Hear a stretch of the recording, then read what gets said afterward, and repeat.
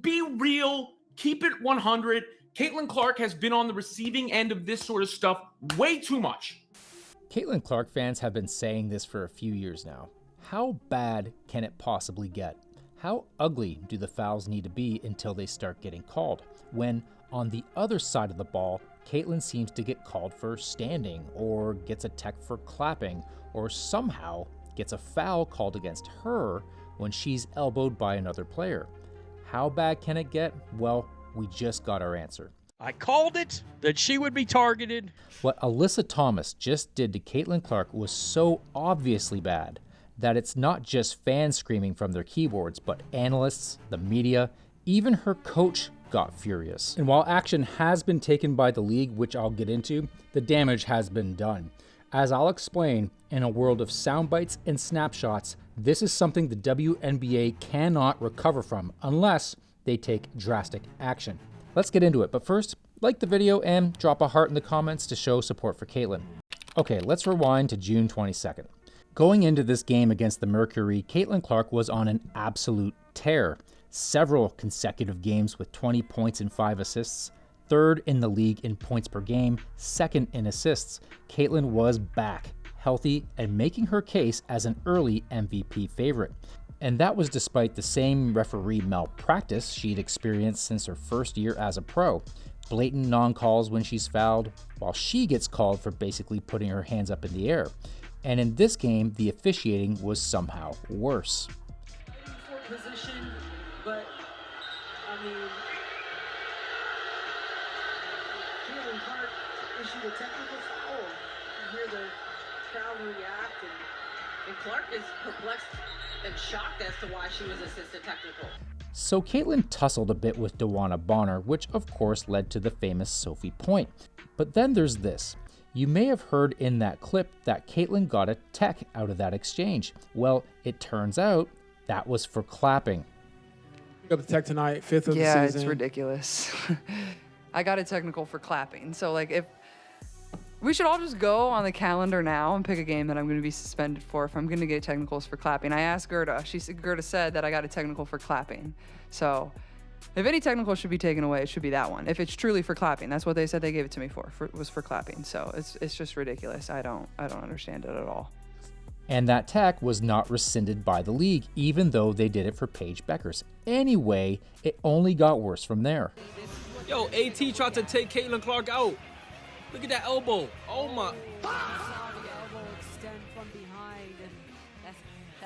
She tried to take her out with the elbow. That's good old Alyssa Thomas chucking her elbow at Caitlin, which was bad enough, an obvious foul.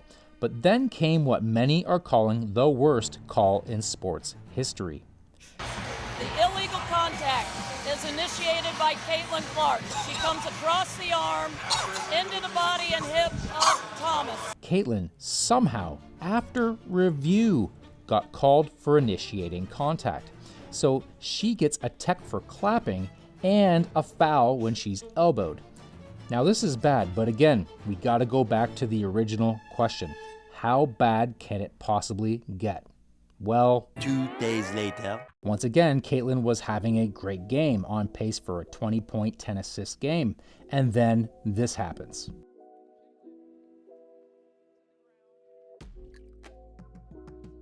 See that? That's a fist pressed down onto Caitlin's neck, once again courtesy of Alyssa Thomas.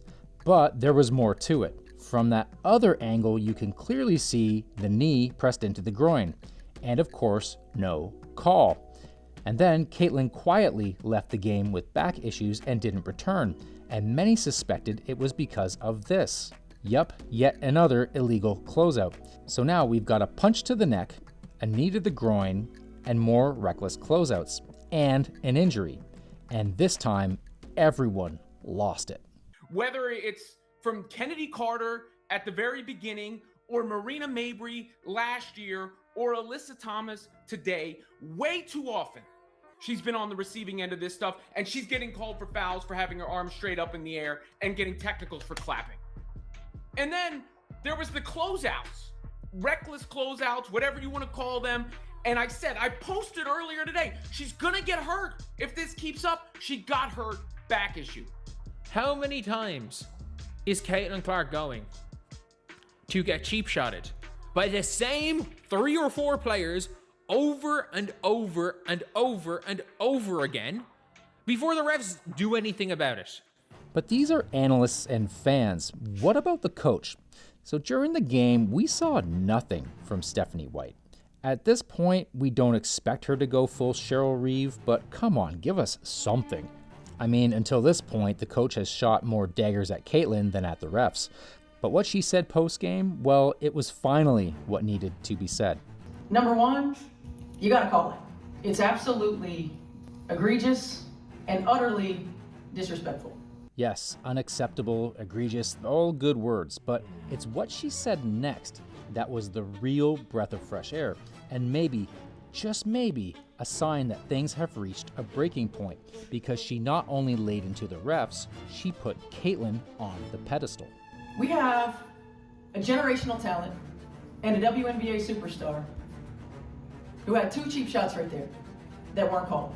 And I just say again, absolutely unacceptable. Now, it would have been better had she said that she's the face of the league, she's the reason we're flying charter instead of commercial, and why players are making 4 times the money. That would have been the best thing to say.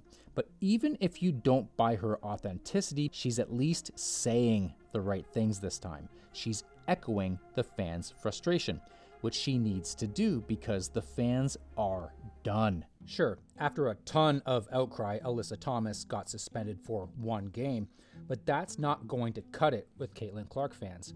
It comes off as a slap on the wrist only because the league had to do something, because it was so obvious. It really does nothing. The league has let all of this go too far for too long. The damage is done. Again, in a world of sound bites and snapshots, Caitlin Clark fans and casual sports fans now have the image. Alyssa Thomas's fist on Caitlin Clark's neck. That's the image that, for Caitlin Clark fans, represents the relationship between the league and its savior. It's like a statue, it's an icon. Summarize Caitlin Clark's WNBA career in one image. That's the new go-to. Until the WNBA takes real action to dramatically overhaul officiating and start protecting their golden goose, this image is going to be there at every turn. Every missed call, every time some talking head says Caitlin Clark shouldn't complain to the refs, every time a player gets overly physical with Caitlin, this picture will be there as a reminder of what the small stuff, when permitted, leads to.